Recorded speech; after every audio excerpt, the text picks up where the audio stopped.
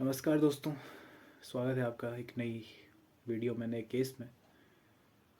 दोस्तों, सोचो कि एक बस ड्राइवर है जिसका काम हमें हमारी जगह तक, हमारे गंतव्य स्थान तक सुरक्षित पहुंचाना होता है, और उसी के साथ कुछ ऐसी दुर्घटना हो जाए और काफ़ी बुरी तरह से उसे मारा जाए।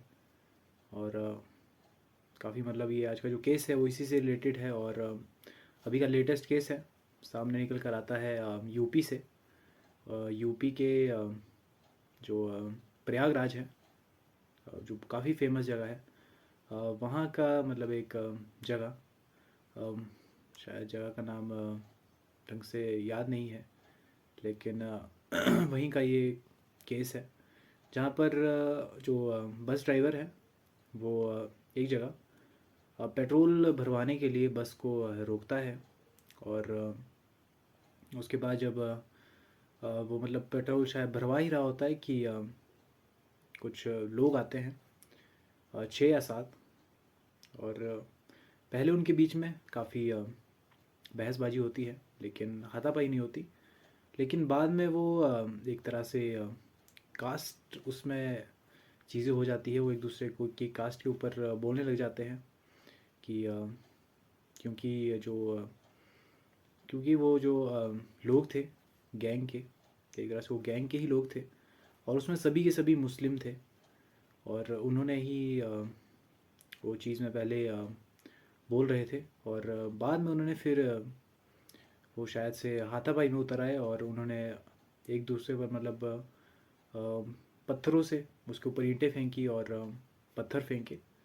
और इसी की वजह से उसके शायद से सिर के पीछे एक जगह ईंट लगी। और वो बिल्कुल सीसीटीवी में भी कैद है।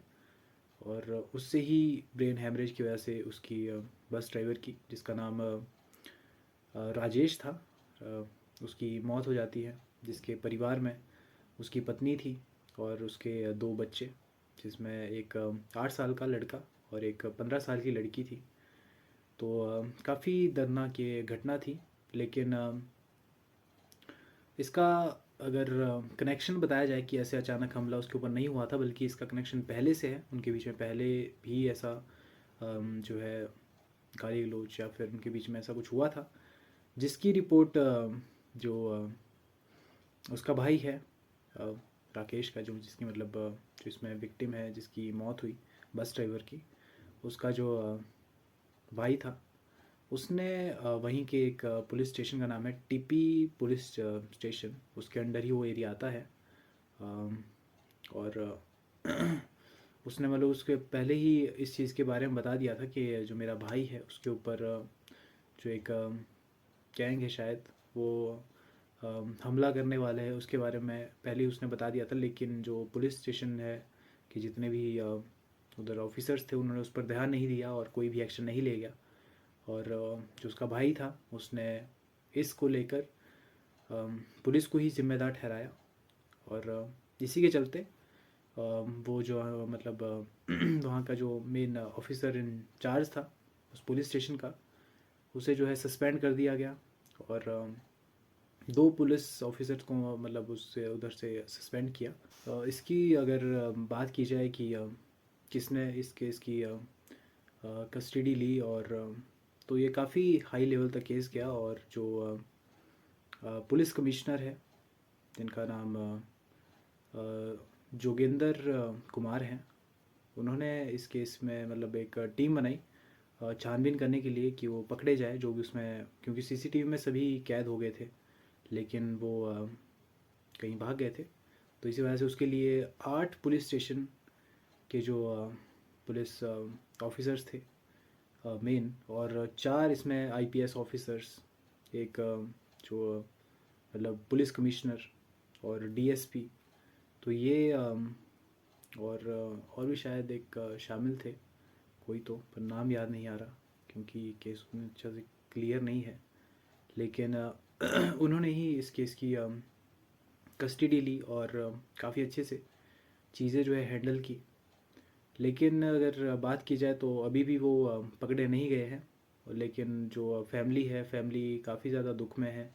और जो विक्टिम का भाई है वो उन्होंने तो मतलब काफ़ी उनके जो बयान है वो सामने निकल कर आते हैं। उन्होंने कहा है कि जितने भी इसके मेरे मतलब भाई के जिन्होंने मतलब उसके साथ ऐसा किया है उनके घरों पर बुलडोज़र्स चला देना चाहिए। और उसकी जो मतलब भाभी है उन्हें जॉब दी जानी चाहिए, क्योंकि जो मतलब वो था राकेश राजेश वो जो एक बस ड्राइवर था, तो इसीलिए उसे उसकी पत्नी को उस चीज़ से कुछ फ़ायदा होना चाहिए, क्योंकि उनके पास कोई भी उनके घर में कमाने वाला नहीं था। तो इस वजह से उन्होंने उस चीज़ की शर्तें रखी, और शर्त इस बेसिस पर रखी थी कि वो तभी बॉडी का क्रियाक्रम करेंगे अगर उनकी ये शर्तें पूरी हो जाती है। और उन्होंने प्रयागराज और जयपुर का जो एक लिंक रोड था वो भी उन्होंने बीच में वहाँ पर जो राजेश की लाश थी वो उन्होंने वहाँ पर रखी थी। और 3 घंटे तक जब ये इंसिडेंट हुआ था 3 घंटे तक वहाँ पर जाम लगा रहा। और उसके बाद फिर उनकी थी कि उनको सुरक्षा दी जानी चाहिए पूरी, मतलब उनको उनको हथियार दिए जाने चाहिए उनकी रक्षा करने के लिए, और जल्दी से जल्दी मुजरिमों का पकड़ा जाना इसमें ज़रूरी था। और अगर भाई से जब वो मतलब राजेश का भाई था उसने उनके जो नाम थे वो बताए थे, शायद से याद नहीं है, पर 7 थे वो लोग। और काफ़ी मतलब ब्रूटल ये केस था। तो दोस्तों इस केस के बारे में इतनी ही जानकारी थी। उम्मीद करता हूँ कि आपको वीडियो पसंद आया होगा। अभी क्योंकि ये केस कंटिन्यू है और काफ़ी अच्छे से इसकी तहकीकात की जा रही है, और जल्द ही इसके मुजरिम पकड़े जाएंगे। तो मिलता हूँ आपसे अगली वीडियो में, तब तक के लिए बाय बाय।